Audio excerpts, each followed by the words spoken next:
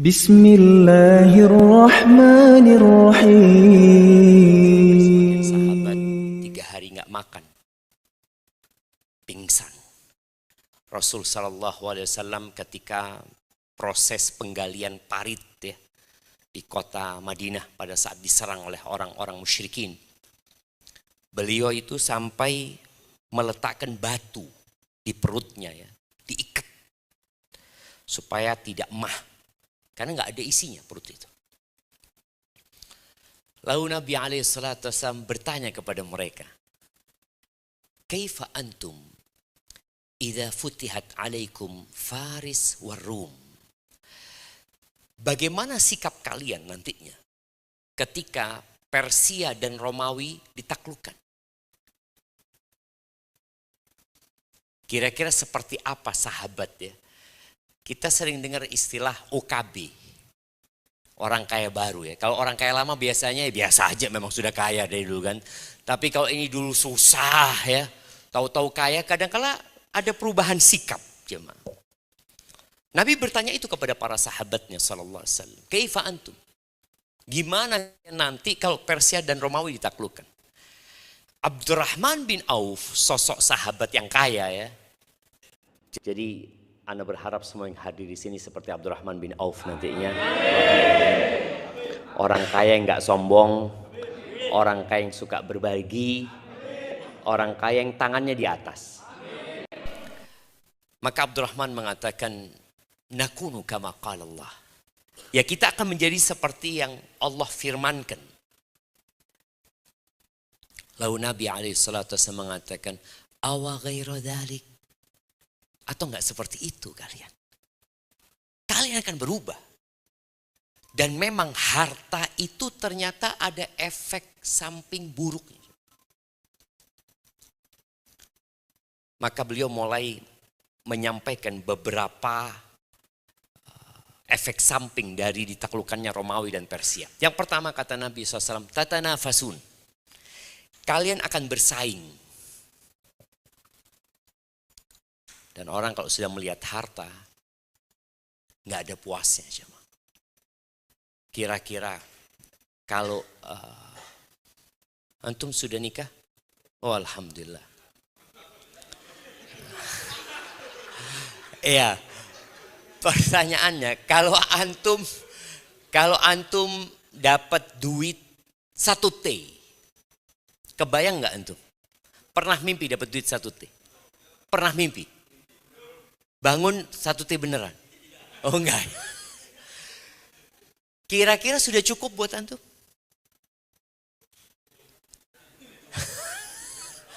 Satu T nggak cukup ya. Kalau umur antum 100 tahun, 100 tahun ya, 1 tahun habis 10 M. Ya, kurang antum. Kurang sih ya, 10 M kurang. Siapa cukup ya? Tadi nggak cukup katanya 1 T, apa sih? Tapi subhanallah, antum melihat Elon Musk pernah puas? Nggak ada. Nggak ada puasnya cuma. Padahal duitnya nggak habis. Nanti bikin usaha lagi, tahu-tahu mati. Itulah akhir dari kehidupan ini. Maka Nabi SAW mengatakan kepada para sahabatnya, tatanafasun. Kalian akan bersaing nanti. Banyak orang itu ketika miskin solid, Masya Allah ya, ketika miskin tuh makan bareng ya, ngobrol bareng, jalan bareng ya. Tapi ketika sudah mulai ada duitnya, kebersamaan itu mulai hilang. Yang ada persaingan. Ngelihat sahibnya, pakai jam apa kau? Dilihat jamnya. HP-nya dilihat, motornya dilihat. Mobilnya dilihat, istrinya dilihat. Loh, lucu nih kayak gini ternyata. Persaingan itu satu hal yang bakal terjadi. Baik, setelah bersaing, tahapan yang kedua adalah tatahasadun. Kalian akan saling hasad. Jadi memang efek dari persaingan itu adalah iri. Kenapa? Karena namanya bersaing, ya mesti ada yang lebih baik dari dia. Nggak semua yang kita inginkan kita dapatkan. Boleh jadi kawan kita, sahib kita, rival kita, mungkin lebih beruntung daripada kita. Yang hal itu akan menumbuhkan sesuatu di hati kita, hasut. Dan yang paling banyak hasut itu yang jualannya sama. Kalau jualannya nggak sama adalah hasut, tapi tidak terlalu parah ya. Yang jual martabak hasutnya sama siapa? Jual martabak gitu loh. Kalau semain jualan mie kadang-kadang enggak lah. Yang jualan handphone masa hasut sama yang jualan cilok jemaah. Kok rame cilok iki kan? Insya Allah enggak gitu. Ketika ada hasad, kita lewat depan toko yang rame. Perasaan kita gimana? Mudah-mudahan kobongan tuh kayak. Jadi ada perasaan nggak suka dengan kesuksesan orang lain. Jadi yang awalnya bersaing kemudian muncul tadi hasad. Dan orang dulu kalau hasad itu kira-kira kemana dia perginya? Kemana?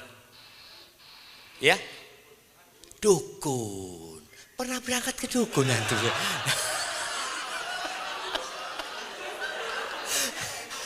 Enggak. Mungkin pengalaman gitu kan. Enggak, bukan karena pengalaman. Siap. Iya, cuma tadi. Makanya kalau kita lihat di surat Al-Falaq itu, Qul a'udzu birabbil falaq min syarri ma khalaq wa min syarri ghasiqin idza waqab wa min syarri naffatsati fil uqad. Penyihir. Dan kebanyakan penyihir itu perempuan dulu jemaah. Ana mau tanya sama ibu-ibu, pernah dengar namanya kakek sihir? Pernah? Enggak ada, yang ada nenek. Loh memang Allah sebutkan wa min syarri naffatsati fil uqad. Perempuan-perempuan yang meniup buhul-buhul. Makanya yang ahli litrik. Tahu litrik itu jemaah? Itu kakek-kakek apa nenek-nenek? Loh, nenek, betul. Kemudian terakhir dari surat ini Allah mengatakan wa min syarri hasidin idza hasad. Dan nasihat anak kepada semua yang bergabung di juara ini, baca selalu ayat itu. 3 kali di pagi hari, 3 kali di sore hari, setelah sholat 1 kali. Baca qul huwallahu ahad, qul a'udzu birabbil falaq, qul a'udzu birabbin nas. Karena orang yang sukses itu ada yang hasut. Tapi kalau antum susah, insya Allah tidak ada yang hasut gitu. Tidak ada yang kepingin, ya Allah kapan aku susah kayak dia gitu. Tidak ada jemaah. Insya Allah tidak ada. Makanya ada satu pesan Nabi SAW ya. Semoga kita bisa menjalankan pesan ini. Beliau itu mengatakan alaihi salatu wassalam, ista'inu ala qada'i hawaijikum bil kitman. Kalian kalau punya sebuah perencanaan, maka sembunyikan perencanaan itu. Minta tolonglah dalam penyelesaiannya dengan menyembunyikan, tidak ngomong kemana-mana. Karena kalau sudah perencanaan kita ngomong kemana-mana, kadang-kala nggak jadi. Apa penyebabnya? Nabi alaihissalatu wasallam mengatakan fa inna kulla dzi ni'matin mahsud. Setiap orang yang dikasih nikmat sama Allah mesti ada yang hasud. Kayak umpamanya ada teman mau nikah. Sudah nggak usah rame-rame. Ngomong sana ngomong sini. Makanya banyak orang padahal nikahnya tahun depan umpamanya. Tapi sudah ngomong kemana-mana. Pas sebulan sebelum nikah nggak jadi. Karena banyak orang yang nggak suka gitu. Apalagi kalau ada mungkin ya rivalnya antum yang ngelamar ditolak gitu ya. Sama-sama ngelamar, antum diterima, dia ditolak. Boleh jadi dia nggak suka.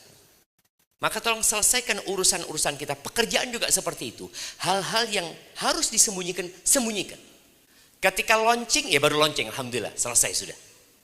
Tapi kalau prosesnya usahakan nggak usah rame-rame. Jadi yang kedua tadi disebutkan sama Nabi SAW apa? Hasud. Yang pertama bersaing, yang kedua saling hasud, yang ketiga tadadabarun. Kalian wis mulai tidak ketemu jemaah. Tidak nyopo kadang-kala. Gara-gara persaingan awalnya akhirnya tidak bertegur sapa.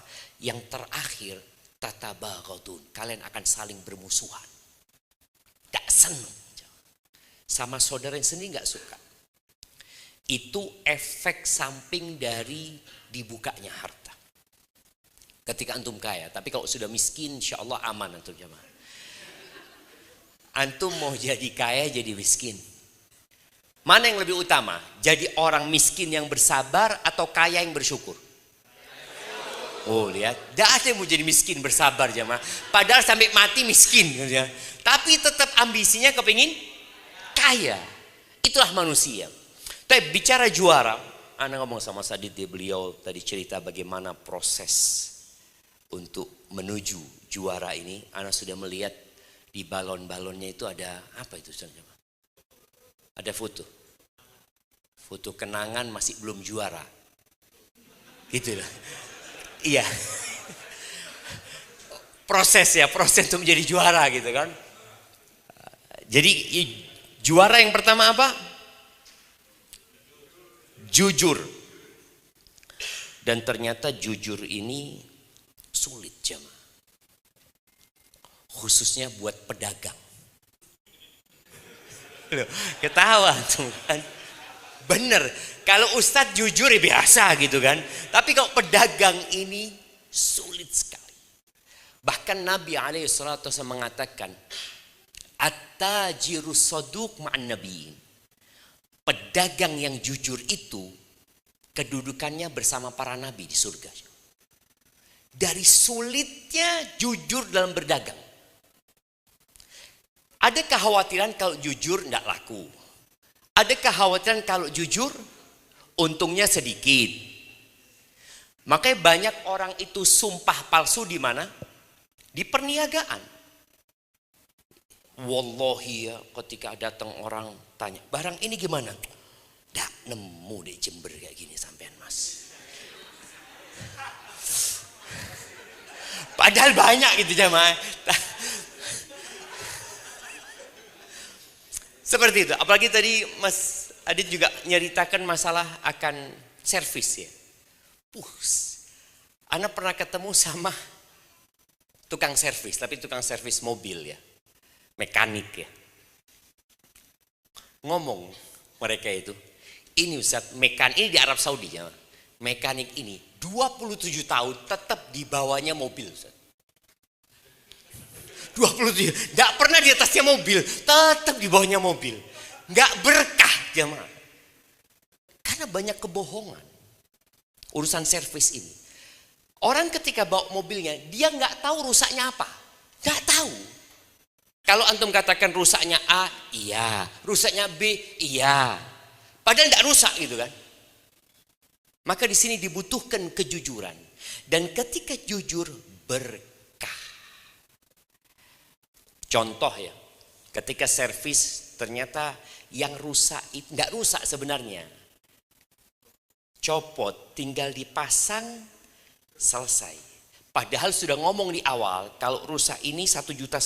Gimana siap? Siap gitu loh. Ya apa, uangnya kita siap gitu loh.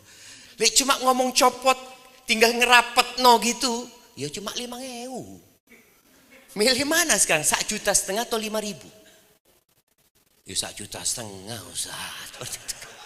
Tadi berat untuk jujur, berat untuk jujur. Makanya kenapa teman-teman di sini di Grand Corp ya, itu milih J yang pertama jujur, karena memang dari sulitnya kejujuran itu. Orang munafik itu, kalau kita lihat gayanya, Allah menyebutkan, idza ra'aitahum tu'jibuka ajsamuhum. Kalau kau ngelihat orang munafik itu, ya Allah, penampilannya sangat meyakinkan. Wa iyaqulu tasma' liqaulihim. Kalau ngomong kayak orang paling jujur jamaah. Antum lihat ya pedagang-pedagang yang kalau ngomong menyihir pembeli ya, yang awalnya nggak mau beli jadi beli jemaah. Hah? Promotor. Ketika datang ngelihat HP ya, padahal banyak HP yang kelasnya lebih tinggi ya, tapi dia bikin ini yang paling bagus. Nak saat toko ini yang paling apik sudah. Ini cocok buat sampean gitu. Siapa yang melakukan itu biasanya jemaah?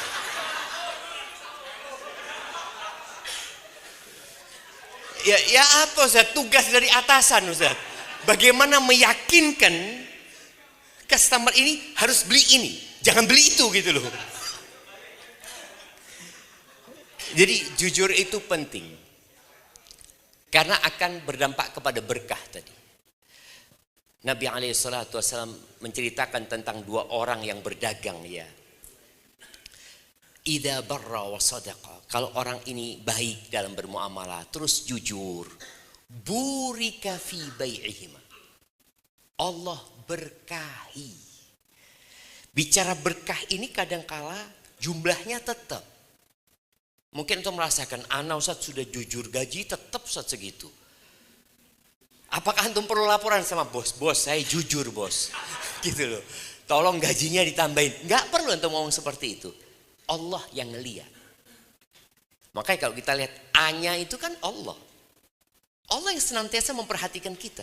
Jadi tatkala kita jujur, Allah kasih berkah. Walaupun gaji yang kita bawa pulang sama.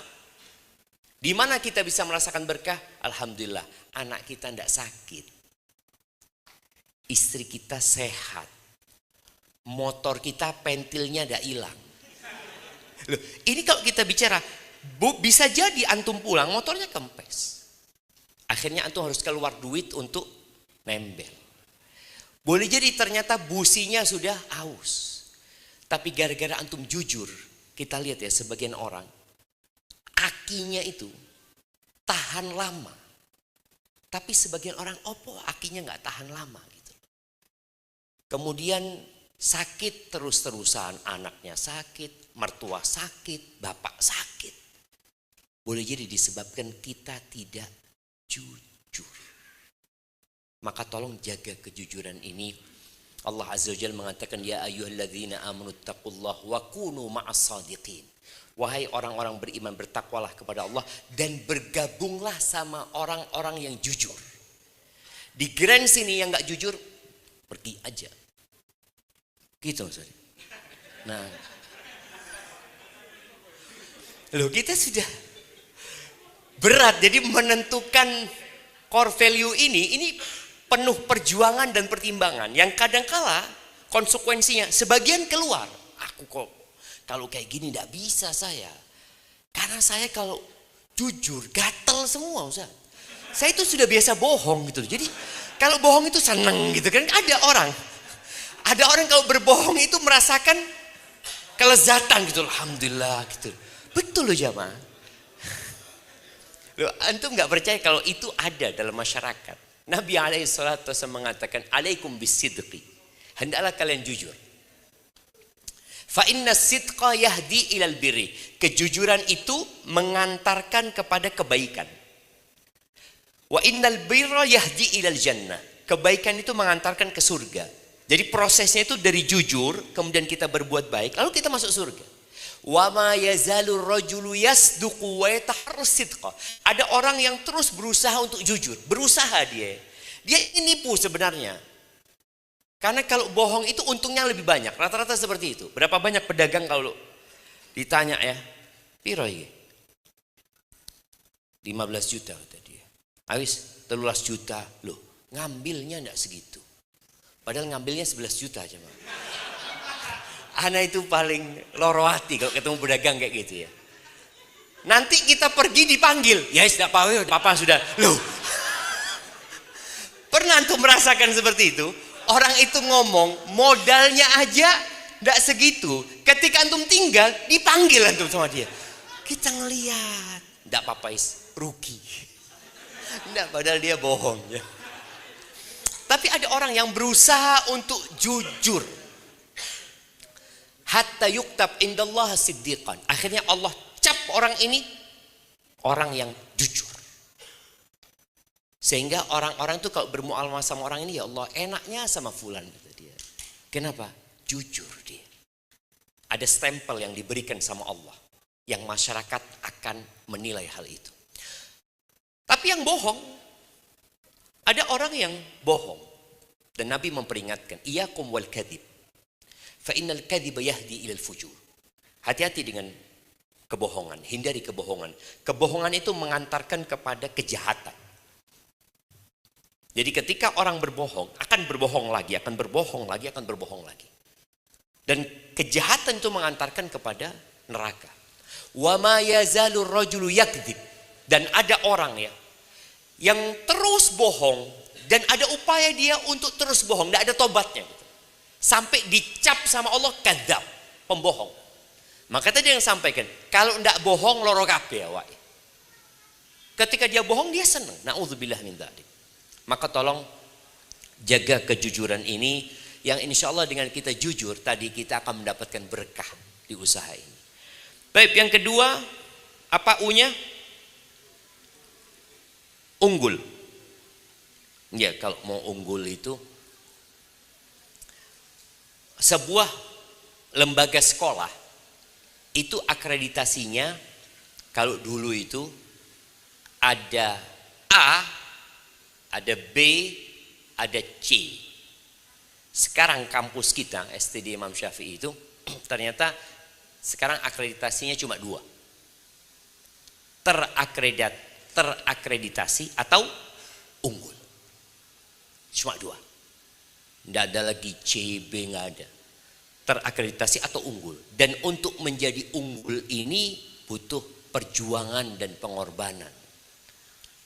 Yang mana kampus menyampaikan, nggak bisa kita unggul kalau sebagian divisi unggul yang lainnya tidak. Bicara unggul itu ya harus bareng-bareng. Direncanakan dari awal kalau kita memang benar-benar ingin unggul. Dan Nabi SAW menyebutkan orang Islam itu ada 2 macam. Tolong kita semua mengevaluasi diri ya. Jadi kita itu memang butuh evaluasi diri. Jangan nunggu ditegur sama orang lain. Ana izin minum jamaah ya. Ana heran belum dibukakan air ana, belum dituangkan. Ya ini mungkin dari usaha pengorbanan tadi jamaah. Aman.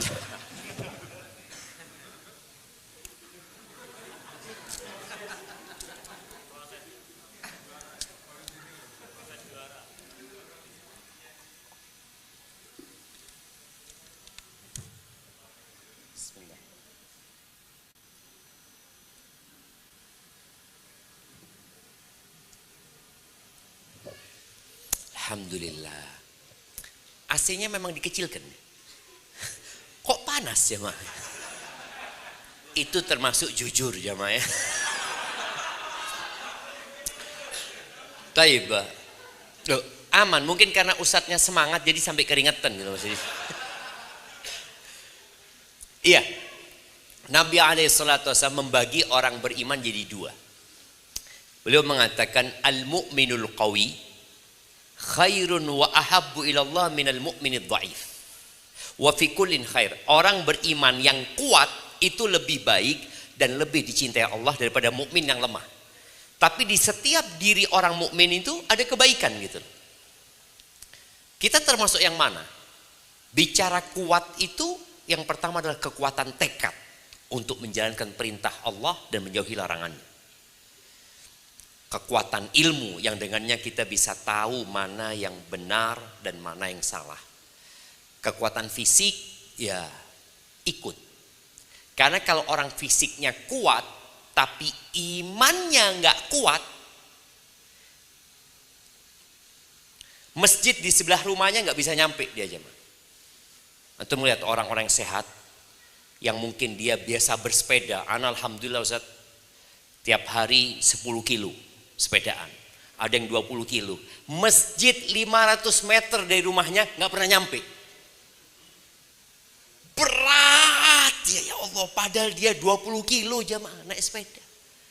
Apakah antum termasuk yang berat dengar adzan, hayya 'alas shalah. Ya Allah. Salat di rumah dapat berapa? Di masjid dapat berapa? 27. Antum milih mana? Tergantung imannya. Tergantung iman. Tadi tatkala seorang itu imannya kuat, dia pilih 27. Tapi ketika imannya lemah, ya sudah apa-apa, yang penting sembahyang. Kadang-kadang seperti itu. Ada. Yang belakang ya, Masya Allah. Jujur jamaah, makanya perlu kejujuran. Jadi tatkala mukmin yang kuat itu, yang pertama adalah kekuatan iman. Antum lihat ya, para sahabat Nabi ketika perang Badar, berapa jumlah mereka? 313. Melawan 1000, menang jamaah. Padahal persenjataannya biasa-biasa saja. Sedangkan musuhnya, jangan ditanya. Tapi kenapa mereka bisa menang? Karena mereka punya kekuatan yang menyebabkan Allah menolong mereka. Tapi semua orang beriman ada kebaikan. Makanya tadi A-nya adalah Allah, supaya kita tahu kita nggak akan pernah unggul, kita tidak pernah akan kuat, kita tidak akan pernah bisa jujur tanpa bantuan Allah Azza wa Jalla. Lalu Nabi SAW mengatakan, ihris ala ma yanfa'uk. Untuk menjadi unggul itu harus totalitas. Berusahalah engkau untuk meraih apa saja yang bermanfaat buat engkau. Apa saja yang bermanfaat buat engkau.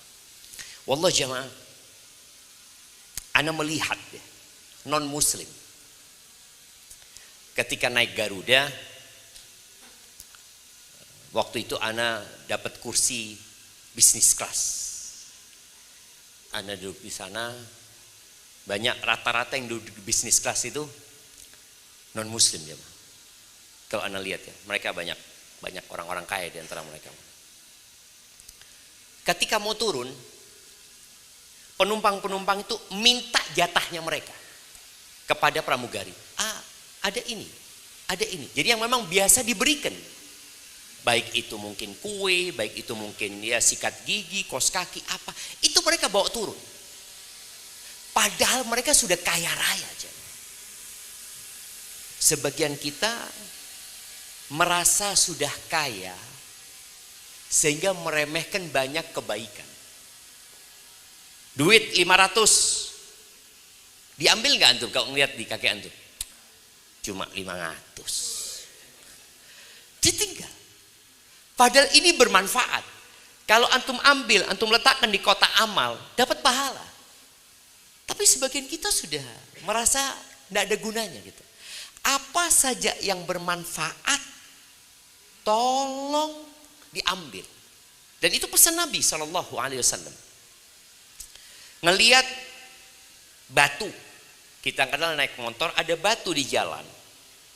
Kalau orang nggak ngelihat, mungkin akan membahayakan diri. Kita ngelihat, seharusnya kita berhenti, kita buang. Itu bermanfaat jadi pahala buat kita. Tapi sebagian kita mengabaikan. Lihat paku di jalan, dia biarin.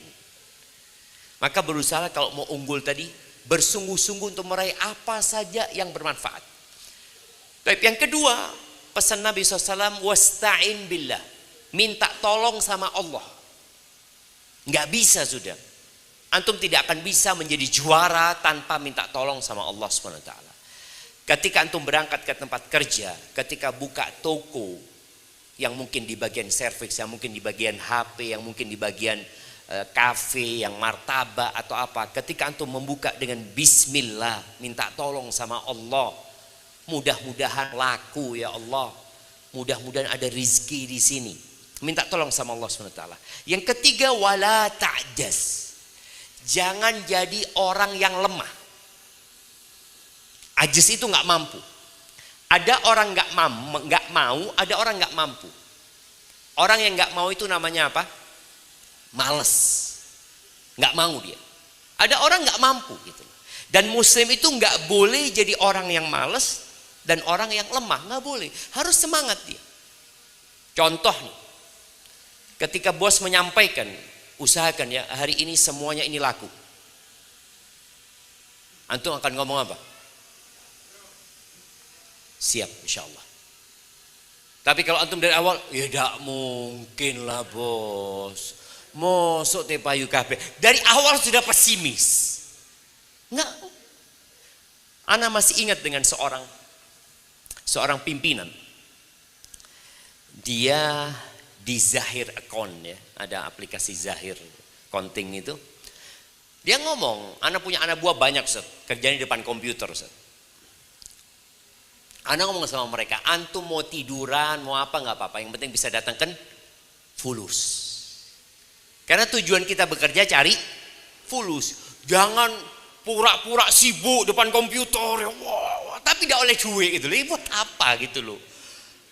Karena tujuan utamanya dapat fulus gitu. Yang dicari itu fulus gitu. Kemudian dia mengatakan, ana pernah nyuruh anak buah ana Ustaz, lakukan ini. Dia kadang ngomong, tidak bisa bos, kamu dipecat hari ini, sudah berhenti. Saya nggak mau ada orang tidak bisa di kantor ini. Jadi bahasa tidak bisa itu nggak boleh ada. Yang ada bahasa saya usahakan. Kita diminta tolong sama Allah. Saya akan usahakan. Perkara sudah berusaha kemudian tidak bisa, kita laporkan, kita sampaikan afwan. Targetnya nggak tercapai, minta maaf. Tapi ana sudah berusaha. Ini bukti usaha ana. Fa in asabaka syai, kalau engkau tertimpa musibah, sesuatu yang tidak diinginkan, ya sudah. Katakan qadarullah wa masya'a fa'al. Itu udah takdir Allah SWT. Asalkan tadi kita sudah berusaha. Tapi kemudian A-nya adalah Allah menjadi tujuan ya. Karena memang kalau tujuan kita dunia, antum akan capek dan lelah. Nggak bisa tidur. Tapi kalau tujuannya antum Allah, mencari keridhaan Allah ya, mencari surganya Allah Subhanahu wa taala, insyaallah urusannya dimudahkan walaupun antum miskin. Ada orang kaya raya tapi tujuannya bukan Allah, menderita dia. Ana dulu berpikir ya, orang kaya itu orang yang paling nikmat hidup. Karena semua sudah ada. Ya kalau kita berpikir sekarang orang paling kaya siapa? Di Indonesia siapa? Siapa orang paling kaya di Indonesia? Di Jember. Orang paling kaya sak Jember siapa jemaah? Siapa? Gus Fawaid. Masya Allah. Ya, mungkin Gus Fawaid, mungkin orang terkait. Karena dia yang punya Jember semuanya jamaah seperti itu ya. Tapi ketika tujuannya bukan Allah, dia akan susah tidur. Makanya berapa banyak orang kaya itu yang kalau mau tidur harus minum obat tidur. Orang-orang yang terkenal kadangkala kena kasus narkoba. Kenapa sih mereka seperti itu? Karena mereka tidak mendapatkan ketenangan dan kedamaian. Kedamaian itu kalau kita ada di A. Allah jadi tujuan kita. Tapi kemudian R. R-nya apa? Apa R-nya? Ridho. Ridho dan rasa syukur. Ini sesuatu yang sangat indah sekali ya. Nabi SAW mengatakan, Irdha bima qasamallahu lak takun aghnan nas. Ridholah engkau dengan apa yang Allah berikan kepadamu. Engkau akan menjadi orang paling kaya sedunia ini. Ternyata untuk jadi orang kaya itu cukup ridho. Dan ketika antum ridho, antum butuh satu lagi yang ridho. Siapa?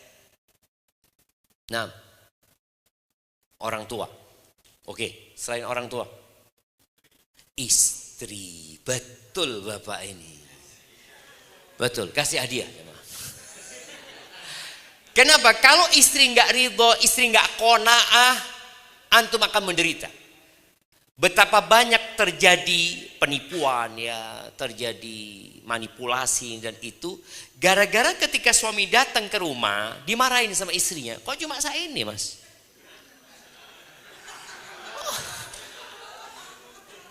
Makanya perlu istri menjadi orang yang ridho. Ini yang hadir di sini suami istri. Iya. Lu tunggu belum?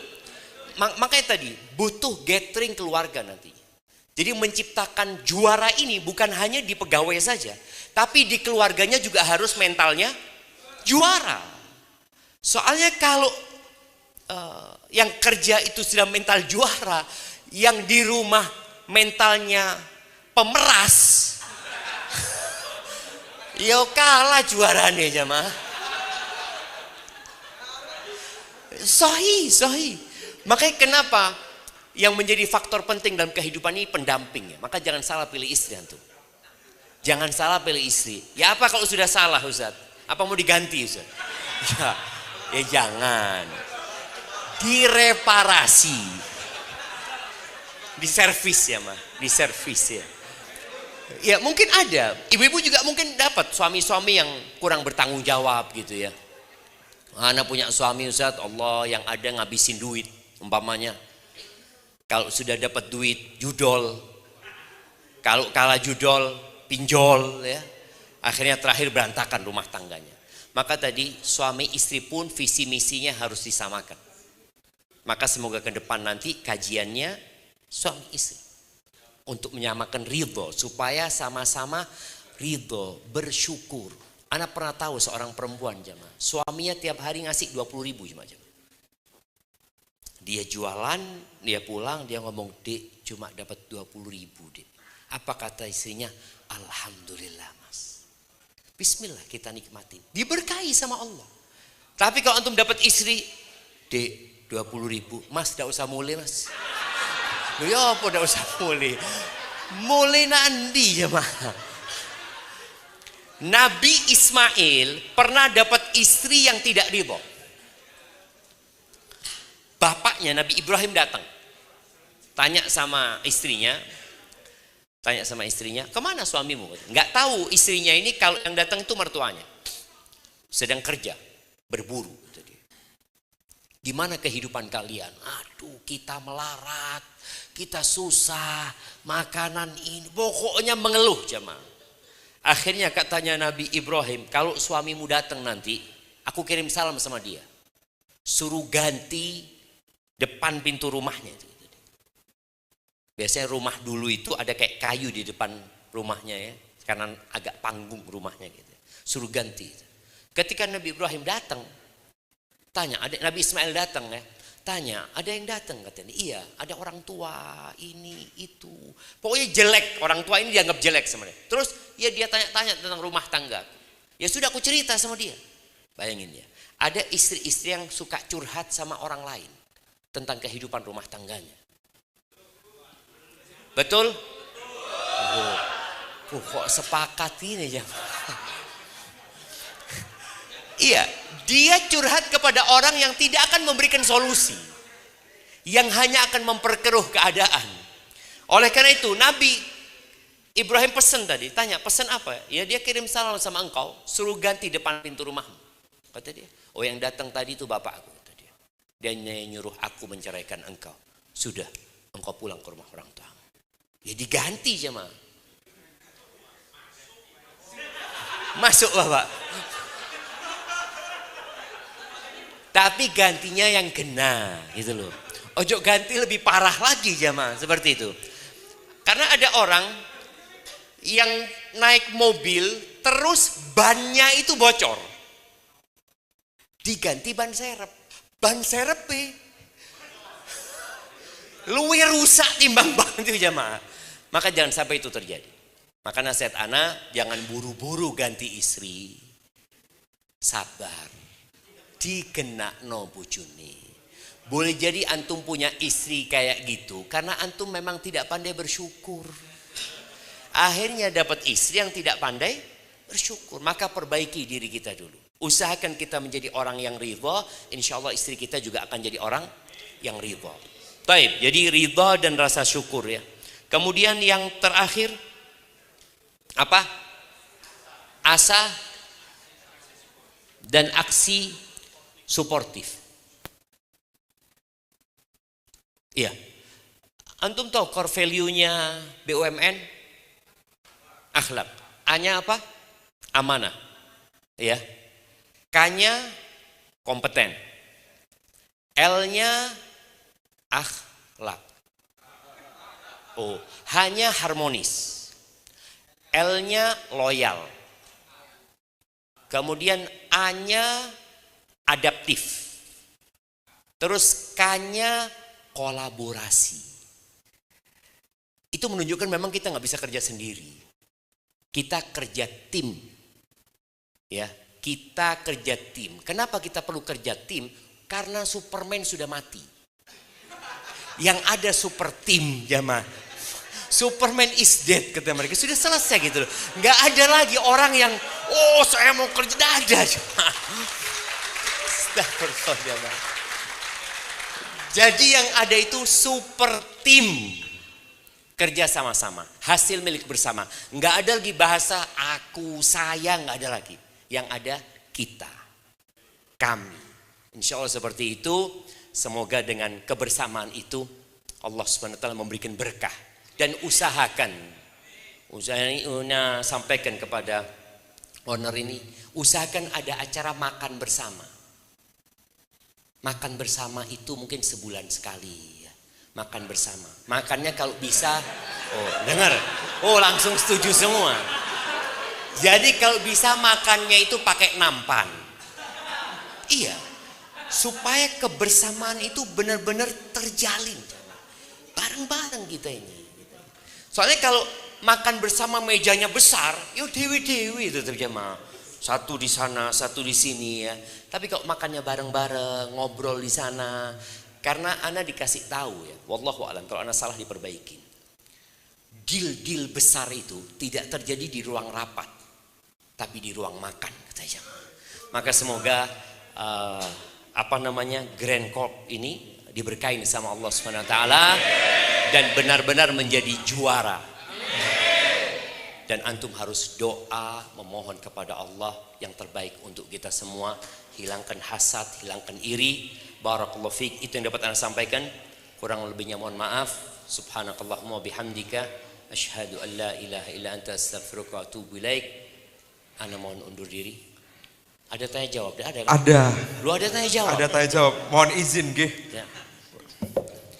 Jadi mohon izin Pak Ustadz, ada titipan pertanyaan dari rekan-rekan sekalian. Jadi yang pertama, ini ada pertanyaan, bagaimana pandangan Islam mengenai tanggung jawab moral seorang muslim dalam pekerjaan pemasaran untuk menjaga kepercayaan konsumen, terutama ketika ada tekanan menggunakan teknik psikologis dalam pemasaran yang bisa mengurangi kejujuran. Dan bagaimana solusi yang bisa diterapkan agar tetap jujur tanpa mengorbankan keberhasilan bisnis. Masya Allah, Masya Allah. Mungkin bisa dikasih contoh. Seperti apa kira-kira? Kalau dikasih contoh di sini karena tidak mencontohkan, mungkin kalau dilihat dari sisi psikologisnya biasanya kan kalau di zaman digital sekarang itu ada harga coret mungkin begitu. Mungkin maksudnya seperti itu. Siap. Atau ada penawaran-penawaran yang mungkin gitu kan, yang mungkin itu menimbulkan ya mungkin sedikit agak kebohongan tapi psikologis pelanggannya bisa ini. Iya. Jadi memang Rasul sallallahu alaihi wasallam menyampaikan ya, inna minal bayani la sihra. Termasuk dari sihir itu adalah penjelasan. Jadi ada orang yang ngomong yang awalnya nggak mau beli, akhirnya jadi mau beli. Selama tidak ada kebohongan nggak apa-apa. Yang nggak boleh itu bohong gitu loh. Kalau dikatakan tadi kita memasarkan kalau bicara harga coret, kan memang dicoret harganya. Betul nggak? Betul, dia memang harga coret ya. Terus terang di Arab Saudi itu ada satu hal yang ana merasa tertipu jamaah. Ketika selesai COVID, itu ana berangkat umroh pertama aja. Ana berangkat umroh, ana melihat toko-toko itu diskon 50%, diskon 50%. Terus ya Allah ya, tertarik orang beli. Karena ana pembimbing umroh berangkat lagi. Loh, tetap diskon nih 50%. Tahun depan berangkat, loh, diskon 50%. Jadi memang mereka memberikan diskon 50% karena memang harganya sudah ditinggikan, lalu mereka kasih diskon jemaah. Sedangkan jemaah umroh itu rata-rata berangkat cuma sekali gitu loh. Jadi dia dapat diskon, alhamdulillah lagi diskon. Padahal memang harganya seperti itu. Selama memang tadi dia memberikan diskon dari harga yang sudah ditetapkan sama dia, semoga nggak ada masalah. Karena dia sudah memang menetapkan harganya sekian. Kemudian dia memberikan diskon sepanjang tahun. Jadi memang harganya diskon gitu sepanjang tahun gitu loh. Semoga nggak ada masalah. Sekali lagi, selama tidak ada unsur kebohongan ya. Karena memang kalau bicara psikologis ya, harga 10 juta itu mahal. Tapi kalau 9.999.000 itu orang tidak sampai 10 juta. Dia akhirnya ya beli gitu loh dia, karena seperti itu. Jadi insya Allah selama tidak ada unsur kebohongan, karena tadi disampaikan kadang-kala harus bohong, nggak tahu bohongnya di mana gitu. Itu mungkin yang perlu dievaluasi ya. Biasanya tim marketing ini memang perlu sekali-kali datang ke ustadz, menyampaikan tentang yang dilakukan, apakah seperti ini boleh, seperti ini boleh gitu ya. Ada contoh-contoh, karena sekali tujuan kita adalah mencari keridhaan Allah Subhanahu wa taala ya. Maka jangan sampai kita pulang bawa sesuatu yang tidak diberkahi nanti. Barakallahu fikum. Masih ada lagi Ustaz pertanyaannya. Yang kedua ini pertanyaannya adalah, Assalamualaikum Ustaz. Waalaikumsalam warahmatullahi wabarakatuh. Bagaimana keadaan umat di akhir nanti yang sudah bertaubat dari hutang, bertaubat dari dosa riba, dia meninggal terlebih dahulu sebelum hutang-hutangnya lunas? Subhanallah jamaah. Coba yang tidak punya utang angkat tangan. Ya, hampir semua punya utang.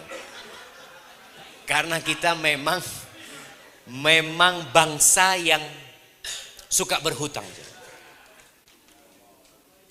Dan nasihat anak, berdoalah meminta perlindungan dari hutang. Nabi SAW berlindung dari hutang. Allahumma inni a'udzubika minal ma'thami wal maghrab. Ya Allah, aku berlindung dari dosa dan hutang. Dosa dan hutang. Sampai sahabat itu heran, ya Rasulullah, kenapa engkau takut sekali sama utang gitu? Padahal orang itu beranggapan utang itu solusi. Tapi Nabi SAW menganggap utang itu masalah. Maka beliau menjelaskan, alaihissalam, orang itu kalau berhutang biasanya akan berbicara untuk hutang. Supaya diutangi, dia akan menyampaikan alasan dia berhutang. Dan biasanya bohong. Lalu dia janji dan ingkar janji. Insya Allah pekan depan kalau fulus cair, ana lunasin. Padahal nggak ada yang mau cair fulusnya dia sebenarnya. Nggak ada. Tapi supaya dia diutangi, maka dia akan melakukan dosa. Kemudian kalau dikatakan tadi, bagaimana dengan orang yang sudah bertobat dari riba dan bertobat dari hutang? Ketika di hari kiamat, maka dia akan didatangi oleh orang yang punya utang tadi dan akan dituntut. Orang yang mati syahid, orang yang mati di medan perang, diampuni semua dosanya kecuali hutang. Karena kita tahu syarat tobat itu ada 4. Menyesali, meninggalkan, bertekad untuk tidak mengulangi. Kalau urusannya dosa sama manusia, itu Allah serahkan kepada manusia itu. Dia harus minta maaf.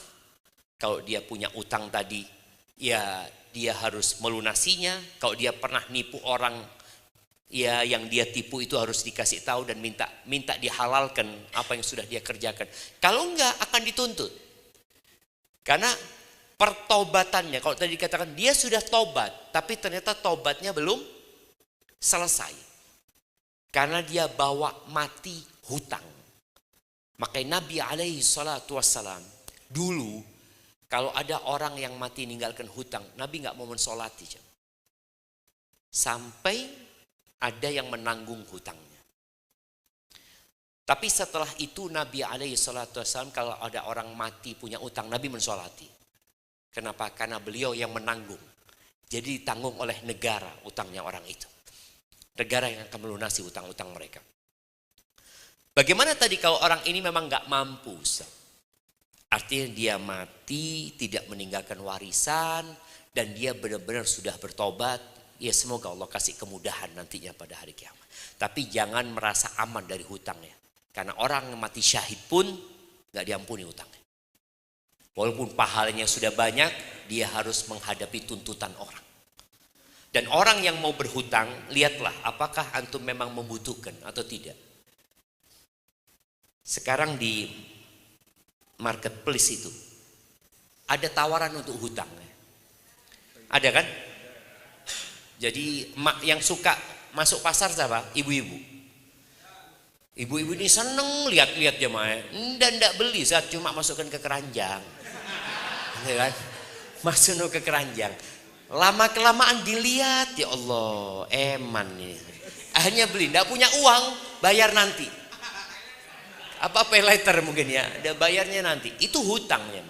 Maka tolong ketika tidak butuh jangan berhutang. Kalau harus berhutang, jangan yang hutangnya riba. Karena kalau sudah hutangnya riba, boleh jadi antum tidak akan pernah bisa melunasinya. Dan akan dicabut keberkahan dari yang antum beli nantinya. Barakallahu fiik. Seperti itu kira. Nah. Siap. Ada pertanyaan lagi Ustadz. Wah ini pertanyaannya nampaknya dari promotor kayaknya. Masya Allah. Perwakilan promotor kayaknya. Ustadz, bagaimana jika berdagang antara barang A dan barang B yang notabene semisal barang yang bagus yang A, tapi berhubung insentifnya lebih besar yang B, maka kita bagus-baguskan barang yang B. Itu bagaimana pendapat Ustadz? Nah. Iya, ingat kita mau jadi juara. Ada sebuah kewajiban seorang muslim ya, untuk memberikan nasihat kepada orang lain. Jadi orang yang beli barang itu nggak ngerti sama barang, yang ngerti antum. Dan tugas antum bukan hanya menjual barang ini, tapi bagaimana melayani. Jadi kalau kita lihat ya perusahaan-perusahaan besar itu sudah bukan servis lagi, tapi hospitality mereka itu benar-benar membuat orang akan kembali lagi karena merasakan kenyamanan. Maka jangan pernah berpikir dapat keuntungan saat ini, tapi kemudian kehilangan keuntungan selanjutnya. Kira-kira orang itu kalau pulang bawa barang yang B tadi, terus ketemu sohibnya beli yang A, ketemu, antum beli ini, ya Allah dibohongi antum. Enggak, kata orangnya ini bagus ini. Yo, kita lihat YouTube yuk. Nih, betul kan? Iya. Kira-kira antum didoakan ya Allah mudah-mudahan yang jualan itu ya Allah tabrakan kok ya Allah. Kira-kira ya apa? Enggak, insya Allah enggak didoakan seperti itu jamaah ya. Tapi tadi kita kadang kala karena lupa sama Allah. Kita ambisinya dunia. Akhirnya kita berusaha untuk mendapatkan insentif yang lebih daripada kita dapat insentif yang biasa tapi berkah. Karena orang itu akan puas dan akan mengatakan kepada antum jazakallah khair. Barakallahu fiik ya. Ada cerita seorang sahabat namanya Jarir ibn Abdullah. Ini sahabat jamaah ganteng. Sampai Umar bin Khattab menyebutkan ini Yusufnya umatnya Nabi Muhammad SAW. Dari gantengnya dia. Pernah suatu hari dia nyuruh anak buahnya beli kuda. Berangkatlah anak buahnya ke pasar, dapat kuda yang bagus dibawa ke rumah untuk dibayar sama bosnya. Artinya bosnya mau ngeliat dulu gitu. Setelah dilihat harganya deal 300 dirham. 300 dirham itu ya 30 dinar. 30 dinar itu kira-kira sekarang ya 300 jutaan. Ya, 30 dinar ya 300 jutaan atau 250 juta. Ketika dilihat kudanya ini, ngomong bosnya ini, Jarir itu mengatakan, kudamu ini bagus, kata dia. Gimana kalau harganya 400 dirham? Ada orang nawar ke atas ya. Pernah ngelihat ada orang nawar ke atas? Kita kalau ngelihat orang nawar ke atas, ini niat apa? Main-main ini begitu kan? Ini nawar ke atas 400 dirham. Ya maulah kata dia. Dilihat lagi ndak. Barangmu ini bagus sekali. Gimana kalau 500? Ya mau dia. Sampai terakhir dibayar 800 dirham. Dibayar. Anak buahnya itu setelah orang itu pergi, ngomong sama bosnya ini. Aku datangkan kepadamu harga yang murah. Engkau beli dengan harga yang mahal. Kok bisa kayak gitu? Iya kata Jarir. Aku pernah berjanji sama Nabi SAW. Agar aku memberikan nasihat kepada setiap muslim. Karena ada orang-orang yang gak tahu sama barang jemaah. Ada orang gak tahu sama barang. Dan kita paling seneng ya. Kalau ketemu sama orang gak tahu sama barang. Aduh enak ini. Bismillah. Dan kita paling seneng ngelek-ngelek no barangnya orang. Jadi kalau orang jual, kita lihat motor umpamanya, iki beset iki. Ini ini. Elek barangnya orang. Tapi kalau dia jual, artinya barang tadi yang dia beli dari orang, yang dia jelek-jelekkan, kemudian dia beli, dia jual barang itu, jadi bagus jemaah. Ini loh mas, barangnya mas, masih orsinil semuanya, masih ini semuanya. Maka tolong tadi yang akhirnya dia membagus-baguskan yang tidak bagus, menjelekkan yang bagus, di situ ada unsur kita menipu saudara kita. Maka jangan lakukan itu. Walaupun tadi memang keuntungannya lebih banyak kalau yang jelek itu. Yang jelek itu ya antum katakan ini yang lebih bagus, tapi ini mahal, harganya sekian. Ini bagus juga, tapi di bawahnya itu harganya lebih murah. Karena ada sebagian orang, supaya orang itu beli yang ini, kita bikin harganya yang itu tidak terjangkau. Yang ini mahal mas, ini loh lebih bagus dari itu sebenarnya gitu loh. Kok bisa lebih bagus? Udah dibohongin orang itu. Maka seperti itu. Barakallahu fikum. Satu pertanyaan lagi, Ustaz. Ini kayaknya pertanyaan mewakili dari ibu-ibu kayaknya. Masya Allah. Nah. Assalamualaikum Ustaz. Waalaikumsalam warahmatullahi wabarakatuh. Saya mau bertanya. Saya adalah seorang istri. Saya juga bekerja membantu perekonomian keluarga. Tetapi dominan saya yang memenuhi kebutuhan keluarga Ustaz. Karena pendapatan suami minim daripada saya. Tetapi karena terbiasa saya yang dominan untuk memenuhi kebutuhan keluarga, suami saya seakan mengentengkan tanggung jawab sebagai suami, yaitu nafkah. Ustadz, apakah saya berdosa setiap hari menuntut nafkah kepada suami saya dengan cara setiap hari ngomel? Kadang juga saya ngelamar Ustadz. Saya hanya ingin dia berusaha untuk bisa memenuhi kebutuhan keluarga saja. Ustadz tak perlu kebutuhan saya karena saya masih mampu memenuhi kebutuhan saya sendiri. Bagaimana ya Ustadz? Kadang saya takut dosa tiap hari ngelamar terhadap suami saya. Oh ngelama ya? Kok ngelamar? Soalnya pakainya R gini Ustadz. Iya. Ngelama ya? Mungkin maksudnya begitu ya Ustadz ya? Nah, jadi yang pertama itu konsekuensi salah milih suami. Iya, betul jamaah. Jadi Rasul sallallahu alaihi wasallam itu memberikan sebuah kriteria yang ketat memilih suaminya. Dan ini sampai anak-anak kita juga salah pilih suami. Yang bapak-bapak juga berusaha bagaimana anaknya tidak salah memilih suami. Seharusnya suami dipilih karena dua hal, karena agama dan akhlaknya. Jadi kalau mau tahu agama ya lihat, tanya sama imam masjid di kampung. Ya apa? Fulan gitu loh. Fulan Masya Allah. Kalau anak Jumatan tuh selalu datang terakhir Fulan. Kan ada kan? Itu yang tahu siapa? Yo imam masjid waktu khutbah, iki telat terus. 10 tahun yo telat, tidak pernah. Ada kondisi seperti itu. Bicara agama kita perlu tanya dengan masjid, karena masjid itu sentralnya urusan ibadah lah seperti itu. Kemudian bicara akhlak, kita perlu tahu bagaimana sikap dia di tempat kerjanya. Tanyakan fulannya apa? Oh fulan masya Allah sih, sholat di masjid so pertama, tapi utang tidak bayar-bayar. Oh, itu agamanya baik, akhlaknya buruk gitu loh, seperti itu kan? Karena nggak nyaur-nyaur utang itu termasuk akhlak buruk. Karena menunjukkan dia nggak bertanggung jawab. Orang yang tidak bertanggung jawab, akhirnya berdampak tadi kepada kehidupan rumah tangga yang tidak memenuhi kebutuhan istrinya. Nafkah ini wajib, bukan sunnah. Memang kadangkala ada orang menikah itu tidak pernah belajar apa kewajiban dia. Muncullah suami-suami kayak gini. Istri juga harus tahu, dengan dia bekerja kadangkala dampaknya suami akhirnya mengentengkan.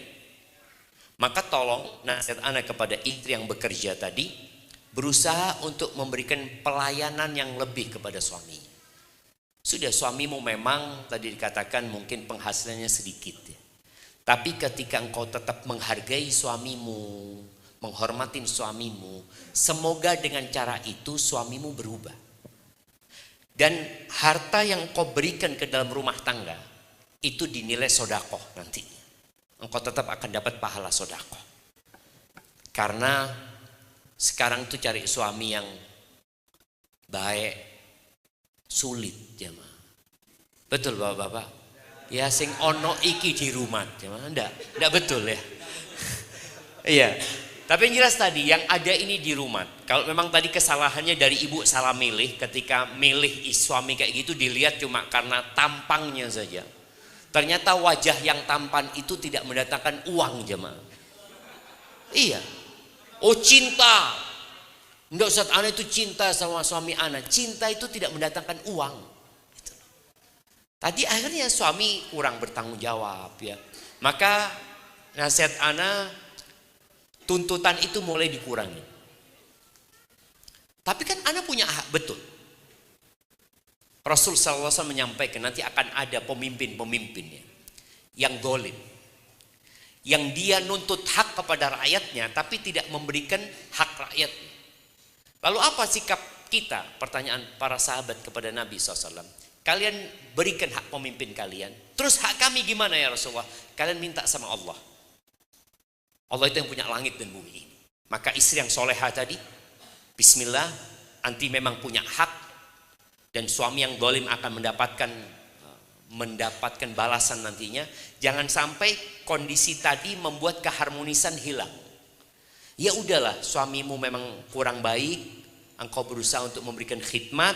Kemudian kalau ada waktu ya, umpamanya ajak suaminya sharing, bang kira-kira gimana caranya supaya nafkah itu bisa diberikan. Jadi tidak menuntut, tapi mungkin lebih sharing sama suami. Kemudian kalau cerewet, ngomel, kalau ada gunanya nggak apa-apa. Kalau nggak ada gunanya, ngeseli. Maka lebih baik bersabar, didoakan suaminya, terus berkhidmat. Semoga dengan cara itu rumah tangganya mendatangkan sakinah, mawaddah dan rahmah insyaallah. Barakallahu fiik. Itu menjadi pertanyaan terakhir ya. Jamaah ini akhir Jumat ya. Akhir Jumat itu termasuk waktunya doa dikabulkan sama Allah Subhanahu wa taala. Maka kita berdoa memohon kepada Allah Azza wa Jalla. Beliau biasa berdoa Nabi alaihi salatu wasallam, Allahumma qsim lana min khasyatik ma tahulu bihi bainana wa baina ma'asik. ومن طاعتك ما تبلغنا به جنتك ومن اليقين ما تهون به علينا مصائب الدنيا ومتئنا بأسماعنا وأبصارنا وقوتنا ما أحييتنا واجعله الوارث منا واجعل ثأرنا على من ظلمنا وانصرنا على من عادانا ولا تجعل مصيبتنا في ديننا ولا تجعل الدنيا أكبر همنا ولا مبلغ علمنا ولا تسلط علينا من لا يرحمنا ربنا آتنا في الدنيا حسنة وفي الآخرة حسنة وقنا عذاب النار وسبحان ربك رب العزة عما يصفون وسلام على المرسلين والحمد لله رب العالمين والسلام عليكم ورحمة الله وبركاته.